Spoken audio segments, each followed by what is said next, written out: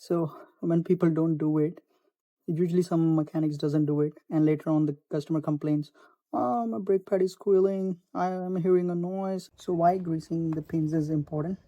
If you don't do it, sometimes the brake pads goes uneven.